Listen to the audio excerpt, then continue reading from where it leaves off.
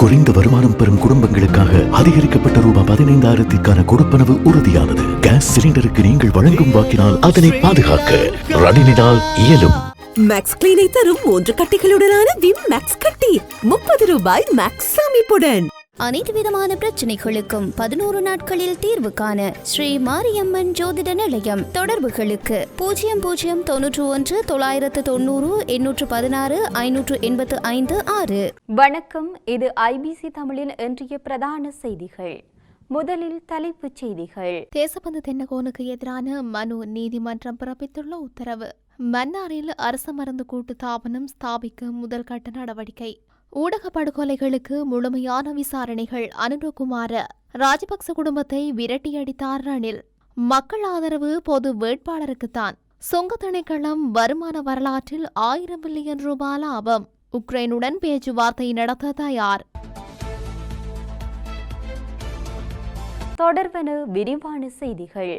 தேசபந்து தென்னகோன் தாக்கல் செய்த இடைக்கால மனுவின் உண்மை நிலையை உறுதிப்படுத்த எதிர்வரும் 13ஆம் தேதி அழைக்குமாறு உச்சநீதிமன்றம் உத்தரவிட்டுள்ளது. போலீஸ் மாதிபர் என்ற ரீதியில் தாம் கடமையாற்றுவதை தடுக்கும் வகையில் விதிக்கப்பட்டுள்ள இடைக்கால தடை உத்தரவை நீக்குமாறு கோரி அவர் இந்த மனுவை தாக்கல் செய்துள்ளார். கலாநிதி பொல்லன்வில தம்ரத்ன தேரர் மற்றும் 3 தேரர்கள் இந்த இடைக்கால மனுவை சமர்ப்பித்திருந்தனர்.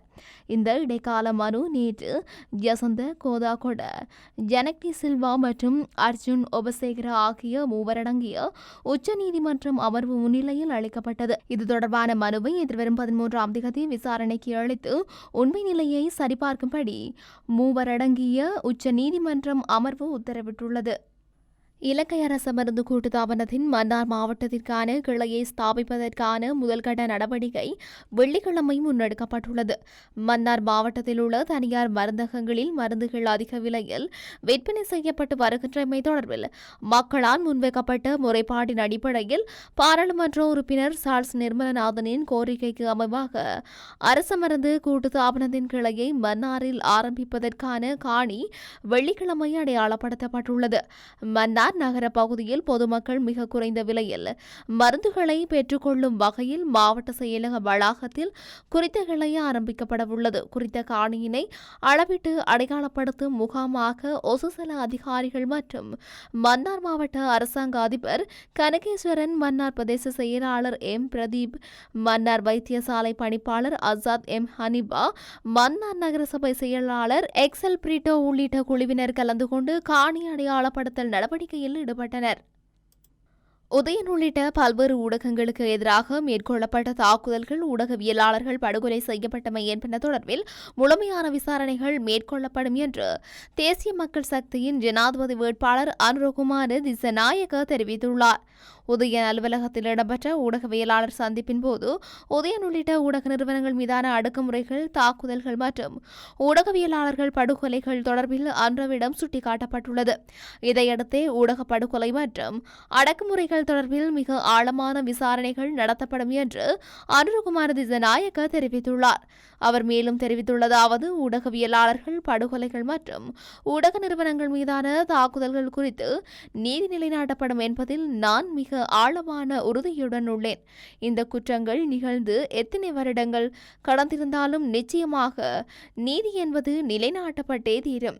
அனைத்து வழக்குகள் தொடர்பிலும் நான் தீர்க்கமாக விசாரிப்பேன் என்றார். இதன்போது உதயன் உள்ளிட்ட ஊடக நிறுவனங்கள் மீதான தாக்குதல்கள் குறித்து அறிக்கையொன்று உதயனின் நிர்வாக இயக்குநர் சரவணபவனினால் அனுரகுமாரவிடம் கையளிக்கப்பட்டது. மஹிந்த ராஜபக்ச, சமல் ராஜபக்ச, நாமல் ராஜபக்ச உட்பட்ட ராஜபக்சர்கள் முகாமில் உள்ள 27 நாடாளுமன்ற உறுப்பினர்களை ஆளுங்கட்சியிலிருந்து நீக்குவதற்கு ஜனாதிபதி ரணில் விக்ரமசிங்க நடவடிக்கை எடுத்துள்ளார் என தெரிய வருகின்றது. இதன் பிரகாரம் அரசின் எந்தவொரு வேலை திட்டங்களும் அவர்கள் பங்கேற்கக்கூடாது என அறிவுறுத்தப்பட்டுள்ளது.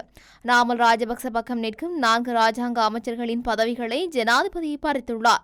ஏனைய 4 பதவிகளுக்கும் விரைவில் பறிக்கப்பட உள்ளது. இந்த நிலையிலேயே ராஜபக்ச முகாமில் உள்ள சிவரத்நாயக்க, சஞ்சீவ, எதிரிமான், சாகர காரியவசம், சௌசிந்த ராஜபக்ச, நிபுணர் ரணவக்க உட்பட்ட 27 எம்பிக்களை அரசிலிருந்து நீக்குவதற்கு முடிவெடுக்கப்பட்டுள்ளது.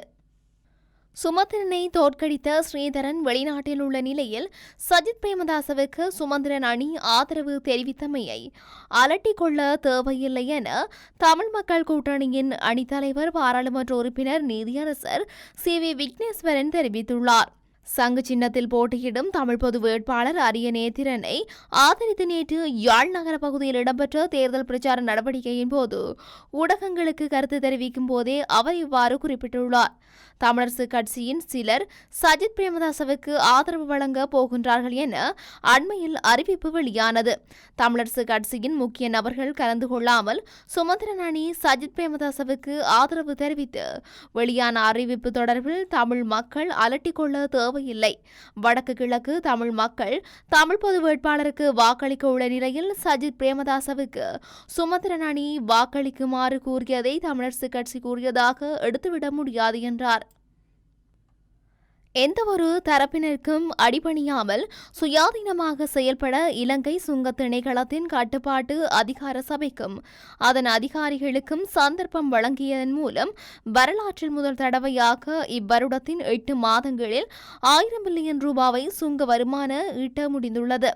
2024 ஆண்டிற்காக சர்வதேச நாணய நிதியம் 1534 பில்லியன் ரூபாவை வருமான இலக்காக நிர்ணயித்துள்ளது. ஆனால் 2024 ஆண்டின் 8 மாத நிறைவில் 1000 பில்லியன் வருமான இலக்கை எட்டியிருப்பதால் வருடத்திற்காக நிர்ணயிக்கப்பட்ட இலக்கை அடுத்த 4 மாதங்களில் எட்ட முடியும் என சுங்க பணிப்பாளர் நாயகம் சரத் நோனிஸ் நம்பிக்கை தெரிவித்துள்ளார். வரலாற்றில் இதற்கு முன்னர் 2023 ஆண்டு அதிக வருமானம் கிடைத்துள்ளதாகவும் அந்த வருடத்தின் மொத்த சுங்க வருமானம் 975 பில்லியன் ரூபாய் என்றும் அவர் சுட்டிக்காட்டியுள்ளார்.